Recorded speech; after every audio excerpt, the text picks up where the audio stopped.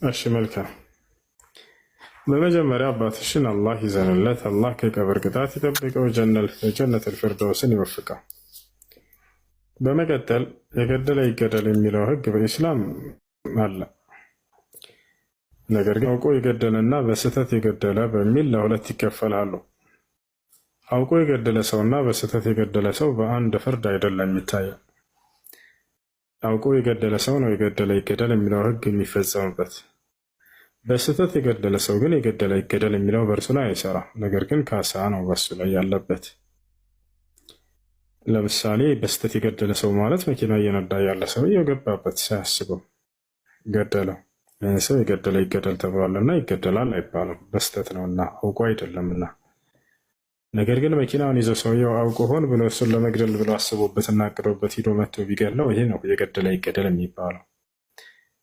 አላህ ስብሐነ ወተዓላ በሱረቱ ኒሳ ላይ ይህን ሲናገር ወማ ካነ ሊሙእሚኒን አን የቅቱለ ሙእሚናን ኢላ ኸጠአ አለ። አንድ አማኝ ሌላውን አማኝ በስህተት ካልሆነ በስተቀር ሊገድለው አይገባም አለ። ወመን ቀተለ ሙእሚናን ኸጠአ ፈተሕሪሩ ረቀበትን ወዲየቱን ሙሰለመቱን ኢላ አህሊሂ ኢላ ይሰደቁ አለ። አንድን ሰው በስህተት የገደለ ሰው ይገደል አይደለም ያለው፣ ፈዲየቱን ሙሰለመቱን ኢላ አህሊሂ ወደ ቤተሰቦቹ የምትሰጥ የሆነችን ካሳ ወይንም ጉማ ይስጣል አላህ። ያ ካሳ ምንድን ነው? 100 ግመል ነው። ነቢያችን ሰለላሁ ዐለይሂ ወሰለም ሐዲስ ላይ ሰው የገደለ ሰው 100 ግመል እንደሆነ ተናግረዋልና። ግን ቤተሰቦች ይቅር ካሉ ይሄንን በቃ ይቅር ይባላል። አይ እንቀበላለን ካሉ እንፈልጋለን ካሉ ያ ይሰጣቸው ማለት ነው። እሺ ይህን ከተረዳን አውቆ የገደለ ከሆነ የገደለ ይገደል የሚለው ህግ ይፈጸምበታል። ቤተሰቦች አሁንም አይ ሊገደል አንፈልግም፣ አውቆ ነው የገደለው። ግን የገደለው ሰው ደግሞ ለቆ ሂዷል። እዛ እሱ ማለት ነው የአባቴን የገደለው ልጅ ለቆ ሂዷል ያሉት ቤተሰቦቹ ናቸው። ደግሞ በቤተሰቦቹ መመለስ ይቻላል ወይስ አይቻልም? አይቻልም። በቤተሰቦቹ መመለስ አይቻልም። አደራ ይሄን ነገር ተጠንቀቁ። ያ የገደለው አካል ላይ እንጂ ፍርድ ያለበት ሌሎቹ ንጹሐን የሆኑ ቤተሰቦቹ ላይ በፍጹም በእነሱ ላይ መበቀል አይቻልም። ያው ሰው ላይ ነው የገደለ ይገደል የሚለው የተናገረው አላህ ስብሐነሁ ወተዓላ ወከተብና ዐለይሂም ፊሃ አነ ነፍሰ ቢነፍስ ይላል። ያ አዩሃ አለዚነ አመኑ ኩቲበ ዐለይኩሙል ቂሳስ ፊል ቀትላ አልሑሩ ቢልሑሪ ወልዐብዱ ቢልዐብዲ ወልኡንሳ ቢልኡንሳ። ነቢያችን ሰለላሁ ዐለይሂ ወሰለም ላ የሒሉ ደሙ እምሪኢን ሙስሊሚን ኢላ ቢኢሕዳ ሰላስ አነፍሱ ቢነፍስ አሉ። አሰይቡ ዛኒ አታሪኩ ሊዲኒሂል ሙፋሪቅ ሊልጀማዓ። ስለዚህ አውቆ ሆን ብሎ የገደለ ሰው በእሱ ላይ እንጂ ፍርዱ የሚፈጸመው በንጹሐን ቤተሰቦቹ ላይ አይደለም። ያንንም ራሱ የሚፈጽመው ወልየል አምር ነው። የሙስሊሞች መሪ ቁርአንና ሐዲስ የምትተዳደርባት የሆነች ሀገር ለሱ ያመለክታሉ። የሟች ቤተሰብ አካል ይገሉብናል ብለው በማስረጃ ይቀርባል እሱ። ከዚያ በኋላ በሱ ላይ ህጉን ይፈጽመዋል መንግስቱ ማለት ነው። ነገር ግን ሀገራችን ላይስ እንዴት ነው የሚሆነው ወደሚለው ስንመጣ ሀገራችን ላይ ለምሳሌ ኢትዮጵያ ላይ መንግስቱ ሙስሊም አይደለም፣ ሀገሪቱም የምትተዳደረው በሸሪያ ህግ አይደለም። ታዲያ የተገደለባቸው ሰዎች እንዴት ነው ያን ደም መመለስ የሚችሉት ከተባለ ኢብኑ ዑሰይሚን የተባሉት ታላቅ ዓሊም እንዲሁም ሌሎችም ዑለሞች እንደተናገሩት ያንን የገደለባቸውን ሰው ብቻ እሱን ፈልገው ይዘው ሌላ ቤተሰብ ሳያውቅ ዋጋውን መስጠት የሚችሉ ከሆነ ያንን ደግሞ መመለስ የሚችሉ ከሆነ የሟቹን ይቻላል፣ ችግር የለውም ብለዋል። ነገር ግን እነዚያኞቹ ቤተሰብ በሚያውቁበት ሁኔታ መሆን የለበትም። ያን ካወቁ እነዚያ ደግሞ መልሰው እነዚህን ንጹሐኖችን ቤተሰቦች እንገላለን ብለው ሊነሱ ስለሚችሉ አያችሁ። ለዚህ ነው ሸሪዓዊ ህግጋቶችን መንግስት ይፈጽማቸው ያለው ኢስላም። መንግስት ከፈጸመው ሲል ነገር መንግስትን ሄዶ የሚገጥም ቤተሰብ ይኖራል? አይኖርም። እዚያው ጉዳዩ ይቋጫል።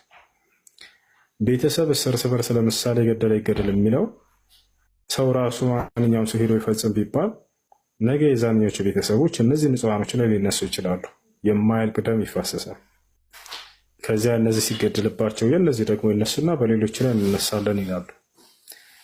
ያ እንደ አጠቃላይ ባልኩሽ መሰረት ማድረግ ይችላሉ። ቤተሰቦቻችሁ ግን ንጹሐኖችን ያልገደሉ ቤተሰቦችን ጫፋቸውን መንካት አይቻልም። እሱ አይፈቀድም። እሺ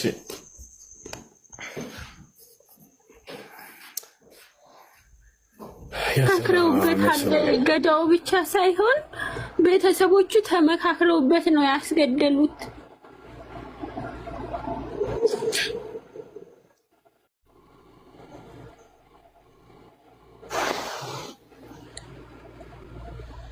እሺ እንግዲህ ትንሽ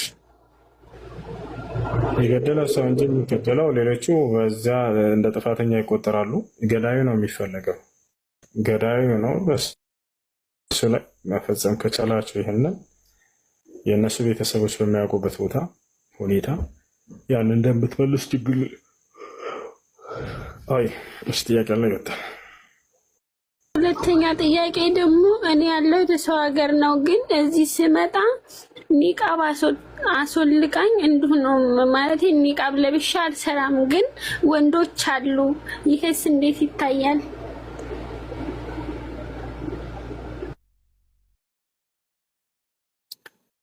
እሺ ባዶ ፊትን መግለጥ አይቻልም፣ ግን የምትለብሽውን ልሻሽ ከላይ እንደ ኒቃብ ተጠቀሚ አውርደሽ ፊትሽን ሸፈኝበት።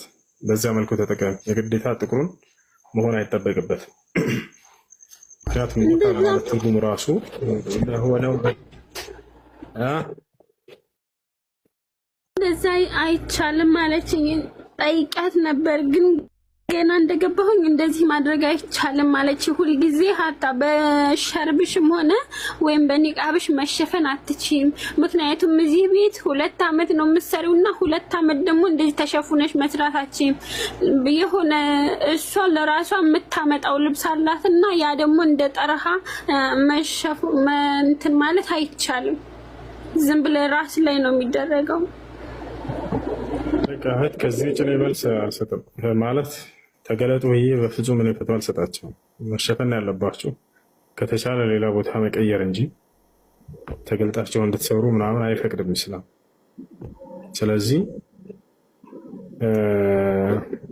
ከላይ የምትለብሽውን ሻሽ እነሱ የማዳም ባልና ወጣት ልጆች ካሉ ለአቅመ አዳም የደረሱ እነሱ በሚኖሩ ጊዜ ቤት ውስጥ እነሱ አብዛኛውን ጊዜ ስራ ቦታ ነው የሚያሳልፉት ሲጀመር እዛ ሄደው እስኪመጡ ድረስ ባለው ሰዓት ፊትሽን ተገለጭ፣ ችግር የለውም ቤት ውስጥ ሴቶችና ህፃናት ልጆች ከሆኑ።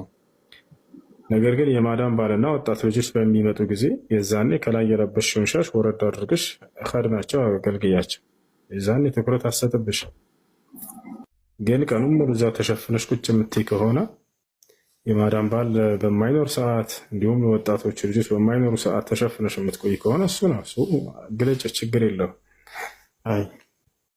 ሰራ ገባ ወደ ሀገር ሲገባ የሚያስፈልገውን ነገር እንደዛው አደረኩኝ። እሱም ሀገር ከገባ በኋላ እንደዚህ በእህትነት ደረጃ አይዘይረኝም። ገንዘብ ሲፈልግ ብቻ ይገባልኛል። እኔ ደግሞ ያን ነገር አላደርግም ማለት ነው። አሁን የልጅ መልሶ በባህር መጣ። በባህር ሲመጣ እኔ አላነሳም።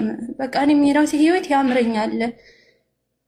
ባለፈው በቃ እሱ ሲመጣ ማመጣ ሲመለስ የምመልስበት አቅም የለኝም። እኔስ ማናለኝ? እሺ አልኩኝ። አሁን እናቴ ደግሞ አንሺ አለችኝ። እኔ እናቴ አላነሳም። በቃ ቢያንስ ባለፈው እንደዛ ሆኜ ቀን ከሌት ከአላህ በታች ማንም ሳይኖረኝ አንስቻለሁ። እናንተ ምን የሚያደርጋችሁ ነገር የለም። ስለዚህ በቃ እኔ አቅም የለኝም።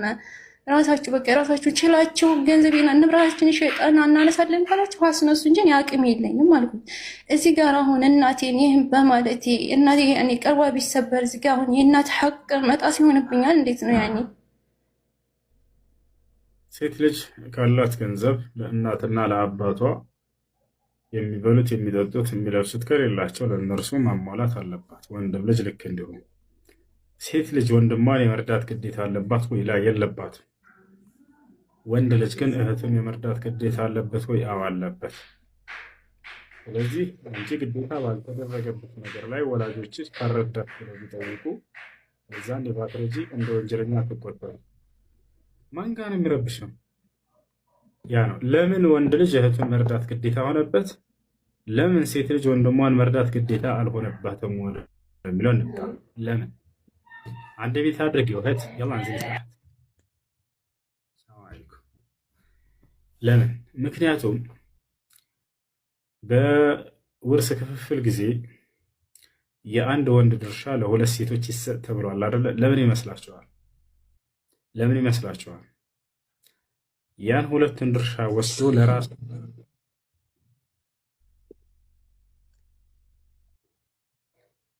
የአንድ ወንድ ድርሻ ለሁለት ሴቶች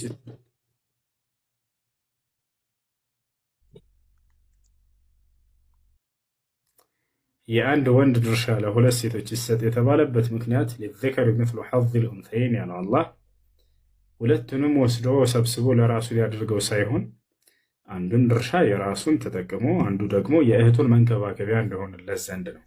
ገብታችኋል?